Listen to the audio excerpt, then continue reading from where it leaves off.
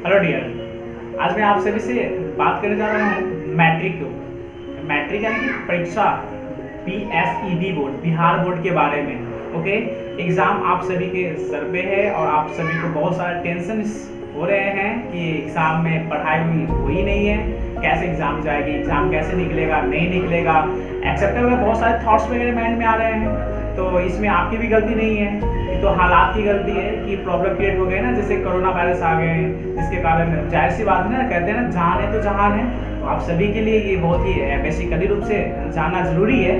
आप घबराए नहीं, आपके पास जो भी टाइमिंग है उस टाइमिंग में कैसे कैसे क्या करना मैं आपको शेड्यूल बताऊंगा। आप मेरे बातों को ध्यान से सुनिएगा और आप टेंशन फ्री हो सकते हैं और इजी वे में एग्जाम निकाल सकते हैं। ओके, तो आप मैं जो बोल रहा हूँ उसको ध्यान से समझने की कोशिश कीजिएगा।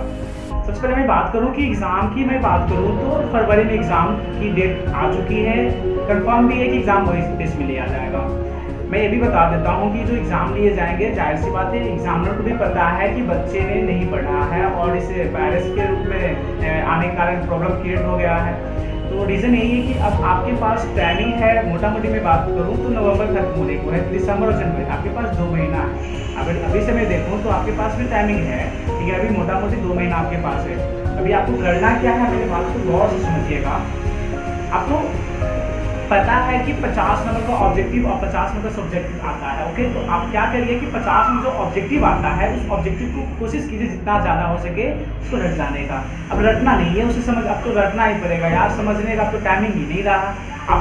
अब देखो, पर्व त्यौहार बहुत सारे हैं, पर्व त्यौहार खत्म हो गए हैं, छठ वगैरह 2 दिन में 3 दिन में छठ भी खत्म हो जाएंगे। अब आपके पास कैसे कहते हैं ना, भारत में पर्व के जो लाइन ही लगी तो पर्व खत्म नहीं होंगे, कहना मतलब इसके बाद तो शादी ब्याह है। तो आप उसको, अगर आपको एग्जाम निकालना है, अच्छा नंबर लाना है, नॉलेज लेना है, इस 2 महीना में जमकर मेहनत कीजिए। कम से कम 8 से 10 घंटा तो मेहनत करिए पढ़ाई पे।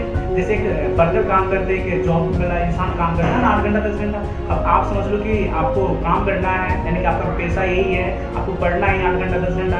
अगर आप 8 से 10 घंटे का एक रूटीन तैयार करते हो तो उससे के जरिए आप तेज से पढ़ाई कर सकते हो और इसी एग्जाम को फॉलो कर सकते हो। ठीक है, तो आप फेस करना है एग्जाम बढ़िया से, नंबर अच्छा लाना है तो और करिए बातों को और ध्यान दीजिए कि हमें क्या करना नहीं करना। आप पहले ऑब्जेक्टिव को देखो, 50 नंबर का ऑब्जेक्टिव है, इसके बाद जो 2 नंबर का आता है, 2 नंबर का जो मैथ्स वगैरह हो गए या फिर जो भी नंबर आते हैं उसमें कम ज़्यादा उसको प्रैक्टिस करने की कोशिश किया करो ताकि बेटर हो सके। मैं बात करूं कि अभी से आप लोग 2 से 2.5 महीने का भी टाइमिंग है, तो अभी इस 2 से 2.5 महीने का टाइमिंग में आप क्या करो कि एक रूटीन तैयार करो, एक ऐसा बेसिकल रूटीन तैयार करो जिससे कि आपके लिए हो।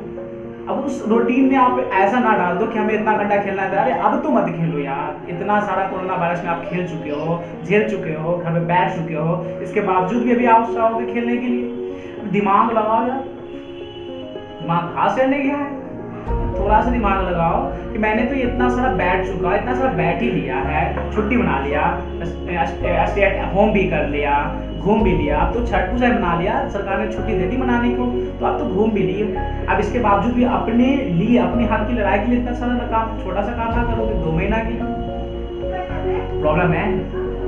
अभी आपको एक चीज समझना है दोस्त कि हमें करना क्या है, 2 महीना का एक ऐसा रूटीन तैयार करो अपने जीवन में जिससे कि उसमें उस रूटीन में सभी सब्जेक्ट, एक दिन में सभी सब्जेक्ट, लगभग आपके 12 या 13 बुक्स हैं, उस सारे के सारे बुक्स कवर हो सकते हैं। आप एक दिन में कोशिश करो कि इस रूटीन में फॉलो करने एक ऐसा रूटीन तैयार करो जिसमें 13 का 13, 12 का 12 बुक उसमें इंक्लूड हो। और हर एक बुक पे अगर आप 1 घंटा भी टाइमिंग देते हो तो आप सोच लो कि अगर 12 बुक है तो 12 घंटा लग जा रहा है, सोच लो। इसके बावजूद भी आप लोग अभी छुट्टी मनाओगे, अभी भी रहती है के सुबह उठने को बोलो तो उठेगा, बहुत सारे अमेरिकन बहुत सारे हैं, ऐसा नहीं होगा। अब आप भी सोचो करना क्या है, नहीं करना, थोड़ा सा भी सेंस लगाओ कि हाँ है या नहीं है, पॉसिबल है यार। अभी से भी पढ़कर देखो, सरकार को भी पता है कि हाँ थोड़ा सा कम्पिटिटिव क्वेश्चन देंगे, ऐसी बात नहीं, लेकिन उतना भी नहीं देंगे। तो आप कुछ मेहनत करने की कोशिश करो, थोड़ा सा दिमाग लगाओ, अब मजा आएगा ना पढ़ने में। अभी आप कर ही नहीं रहे हो, कोशिश ही नहीं करोगे तो कहाँ से होगा। अभी भी 2 महीना बचा हुआ है, निकल जाएगा, ऐसा मजा नहीं आएगा। आपको करना है अपने लिए एक रूटीन तैयार कीजिए, उसमें 12-13 जो भी बुक है आपके सारे बुक उसमें इंक्लूड होना चाहिए और आप पर डे उस बुक को रीड करो।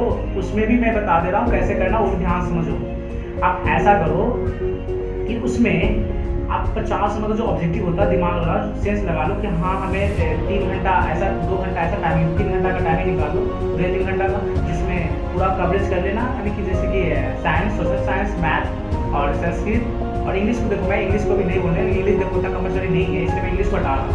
ओके, तो इतना है जो दिया इसको आप क्या करो ना कि ऑब्जेक्टिव जो दिया हुआ है इस ऑब्जेक्टिव को पढ़ने की कोशिश करो, याद करने की कोशिश करो। और याद करने का टाइमिंग सबसे अच्छा बेटर है टाइम सुबह, ओके, या फिर रात में शांति का टाइम,